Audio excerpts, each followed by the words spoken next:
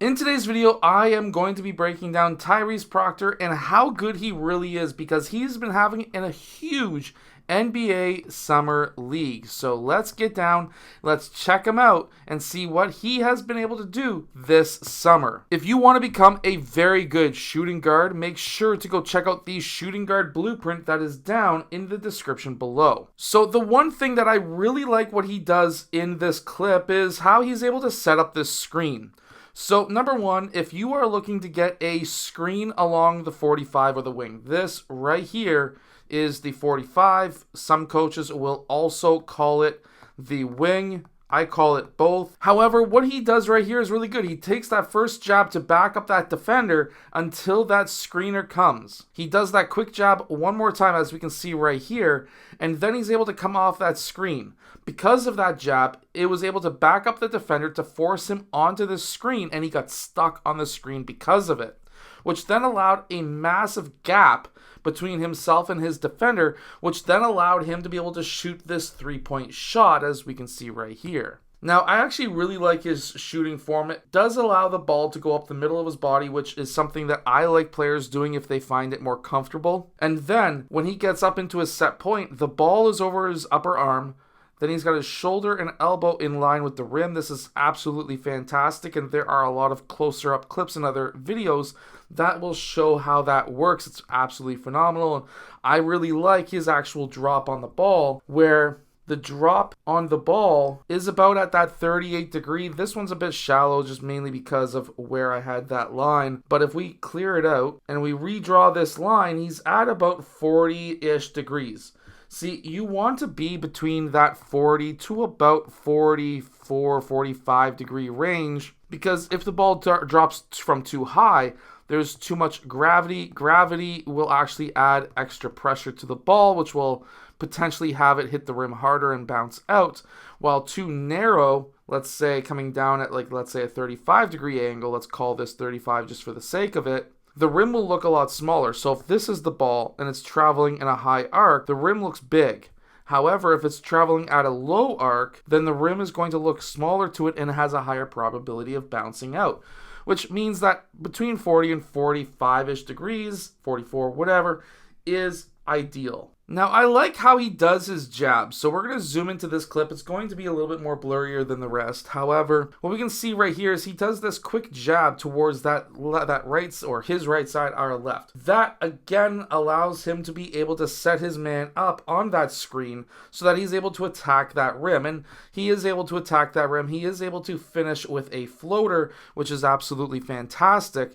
However, this is one of those things where I don't see many players at the NBA level doing these jabs. I don't see many players at all, even at the youth level, doing many of these offhand jabs towards the baseline. That really does get your defender off of you quite a bit. And if you can start learning things like this as a player, you are going to be able to set yourself up with a lot of open drives. Another thing that I really like about Tyrese Proctor is his ability to be able to use these screens but able to get downhill as fast as possible.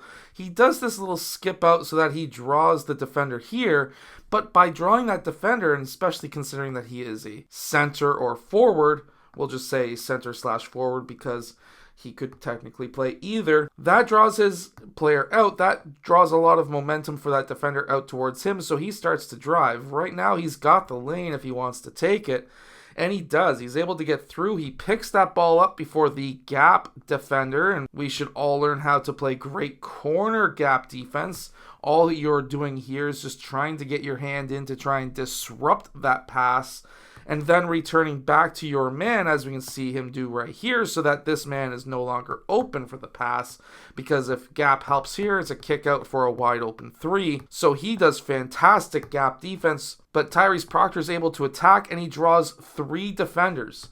He's got a very smart teammate as well who cuts to the rim, as we can see right here, because his man was ball watching. As a defender, you never want to be a ball watcher. That's never good. And Because of that, he was able to get himself an assist because he drove with his head up and he drove into the paint, which is a strategy that the NBA loves, because by getting the ball into the paint, you're going to be gathering a lot of eyeballs. And by gathering a lot of eyeballs, guess what? You are going to be able to get a lot of assists because you're going to have a lot of players driving to the basket. I hope you enjoy my drawing of eyes. So here we have Tyrese Proctor coming up and setting the actual screen on ball himself, trying to get a little bit of a different kind of a mismatch. Not usually you'll find guards having to learn how to defend screens while being the defender on the screener, so this usually messes up a lot of defenders. And while the player originally denies the screen, Tyrese Proctor pops out, because they have a man in dunker's position, guys in the corners, and by popping out, ideally, you may be open for a three-point shot. Now, at least here, he gets that ball, they set another screen, and now Tyrese Proctor was able to read this perfectly because off of this screen, his man went underneath. If your man goes underneath the screen, this should be an automatic three-point shot every single time. Because look at the gap that he has created between himself and the defender because his defender went underneath the screen. Generally speaking, if you want to go underneath the screen, the drop defender or the screener's defender should be up to hedge at least a little bit with at least a hand up until you recover or switch. Otherwise, you should be going over top of the screen to continue to pressure that ball handler. And in which case that didn't happen here. He could have got that shot off. He got the successful switch. However, if he didn't pull that shot off earlier, faster, he would have still made this shot, but it doesn't necessarily matter. But I really like how he's able to set up screens right here with this fake spin and then attacking the basket because his man went over top of that screen. Again, learning how to use screens, if we go back, if your man goes over top of the screen, he kind of turned out just a bit too far. I would have liked to see him a little bit closer to the screen. That would have really forced that switch and would have allowed him to have an easier time to the basket, or it would have drawn at least one of these two defenders most likely, which in that case would have been an assist, but it didn't necessarily matter because he was still able, if we put this into fast speed, he was still able to attack and score with that layup that he made right here.